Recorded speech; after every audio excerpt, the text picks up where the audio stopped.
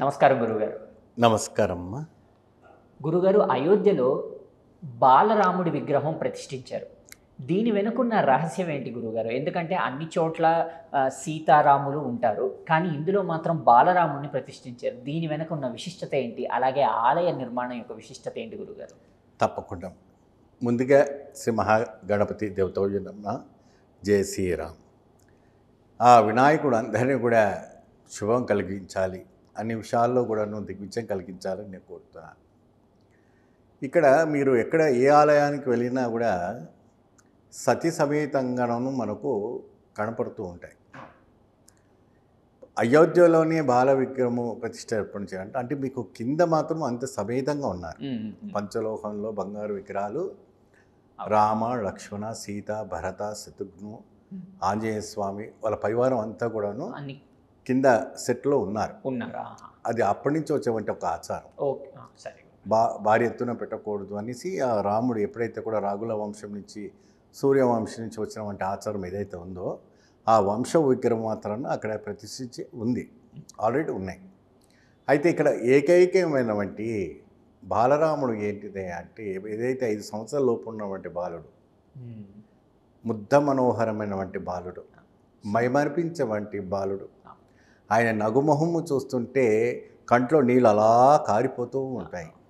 ఆయన శరీరము ఆ నక్షత్రాలే వచ్చి పొదిగించుకున్నాయా, ఆకాశం నుంచి 9 నవగ్రహాలే వచ్చేసి ఆయన శరీరాన్ని అలంకరించుకున్నాయా, మరియు ఆ చంద్రుడు సూర్యచంద్రుళ్ళే ఆయన నేత్రాల్లో వచ్చి బిగించుకొని ఉన్నారా, ఆయన తేజస్సులో ఇంద్రధనస్సు వచ్చి కూర్చుందా అన్న ఒక ప్రభావికమైనటువంటి సత్యన అక్కడ ఉన్నవంటి తపస్సులకి యోగులకి మాత్రానే తెలుసు.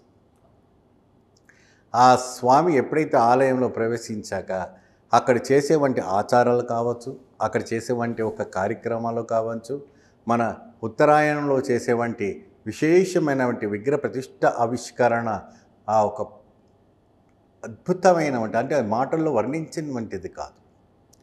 పోతే అందరిలో కూడా ఒక డౌట్ ఏంటి అంటే సీతారామ లక్ష్మణుడిని కదా మనం పెద్ద పెద్ద విగ్రహాలు పెట్టుకొని చూసుకోవాలనుకుంటామంటారు.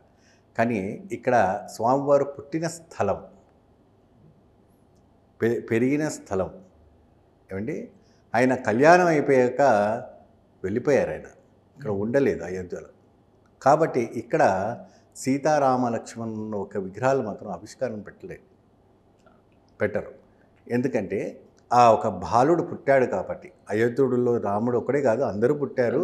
కానీ ఈయన అగ్రజుడు కాబట్టి, నవమన్మథ సౌందర్యుడు కాబట్టి, మహావిష్ణువు కాబట్టి, అంద దేవతలు ఒకడే ఉన్నాడు కాబట్టి ఆయనలో ఉన్నవంటి శంకు చక్ర గదాహస్తాలే ఆ లక్ష్మణుడు కావచ్చు, ఆ భరతుడు కావచ్చు, ఆ ఆంజనేయ స్వామి కావచ్చు, ఈ రకంగా ఆయనలో ఉన్నవంటి ఆయుధాలే విభానమైనటువంటి ఒక అవటం జరుగుతుంది.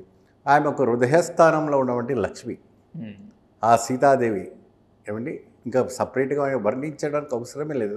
సకలము కూడాను ఆయనలో స్థాపించబడింది. దీంట్లో వచ్చేసి బంగారుపు పోయినటువంటి ధనుసు, బంగారుపు పోయినటువంటి బాణాలు ఏమా, మరియు అదే విధానంగా స్వామివారి ఒక విశ్వావతారాలు కూడాను మకర తోరణంలో పెట్టారు. వారి దశావతారాలంతా కూడాను మొత్తం కూడాను తిలకించి పెట్టారు. ఎంత అద్భుతమైనటువంటి కళ. ఈ జన్మ సాత్వికమైపోయింది. మన భారత భూమిలో పుట్టిన ప్రతి బాలుడి, ప్రతి ఒక్క వృద్ధుది, ప్రతి ఒక్క స్త్రీది, ప్రతి ఒక్క వాళ్ళు అక్కడ వెళ్ళకపోయినా సరే ఆ శ్రీరామచంద్రుడి పరిపాలన ఇప్పుడు నుంచి ఇంకా జరుగుతుందని నేను కోరుతున్నాను.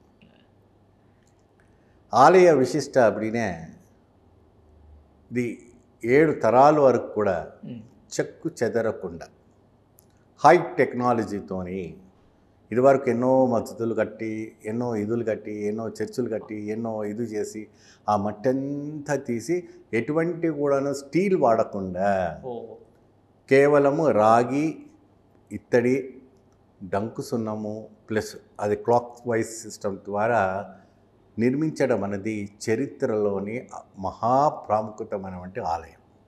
ఇటువంటి ఆలయం ఇంకెక్కడ నిర్మించరు కూడా. అంతటి వేల కోట్లతో దాతలు ముందుకు వచ్చారు. ఏమా, అది ఎవరిచ్చారు? శ్రీరామచంద్రుడే ఇచ్చిడే. ఆయన ఇచ్చినటువంటి ఆయుధం ఆయనకి తిరిగిస్తున్నారు.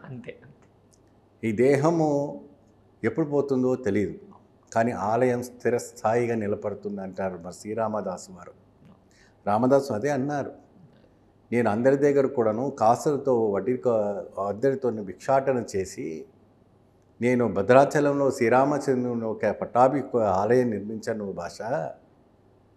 మీ కోట ఉండకపోవచ్చు, మీ రాజకీయం ఉండకపోవచ్చు, ఈ ప్రజలు ఉండకపోవచ్చు, కానీ చిరస్థాయిగా భద్రాచలంలో శ్రీరామచంద్రుడు నిరంతరంగా ఉంటారు అని ఆయన ఒక సంకల్పంతో రామదాసు చేసినటువంటి ఒక వైవిధ్యము, అద్భుతమైనటువంటి ఫలితముతో ఈనాటికి కూడా రెండవ అయోధ్యగా భద్రాచలంలో కొలువుతీరి ఉన్నాడు శ్రీరామచంద్రుడు. అయితే ఇక్కడ అయోధ్యలో మాత్రం పట్టాభిషేకం చేసుకొని కాకుండా బాలరాముడుగా ఉండడం అనేది విశేషం.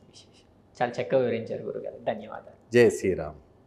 అంతుచిక్కని రహస్యాలు, మరెన్నో మనకి తెలియని పురాతన కట్టడాలు, వాటి వెనక దాగిన నిజాలు, పూర్వీకుల ఆచారాలు, మరెన్నో మూఢ విశ్వాసాలు, ఇలా కాలగర్భంలో కలిసిపోతున్న రహస్యాల కొరకు సబ్స్క్రైబ్ చేయండి రహస్యవాణి ఛానల్.